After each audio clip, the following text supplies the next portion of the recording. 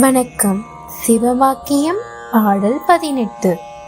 அஞ்செழுத்திலே பிறந்த அவ்வஞ்செழுத்திலே வளர்ந்து அஞ்செழுத்தே ஓதுகின்ற பஞ்சபூத பாவிகால் அஞ்செழுத்தில் ஓரெழுத்து அறிந்து கூற வல்லீரேல் அஞ்சல் அஞ்சல் என்று நாதன் அம்பலத்தில் ஆடுமே. அதாவது ஐம்புலன்களின் இயக்கத்தால் பிறந்து ஐம்பூதங்களான நீர், நெருப்பு, காற்று, ஆகாயம் மற்றும் பூமியின் இயக்கத்தால் வளர்ந்து நமச்சிவாய என்ற அஞ்செழுத்தை சொல்லுகின்ற ஐம்பூதங்களில் ஆனவர்களே.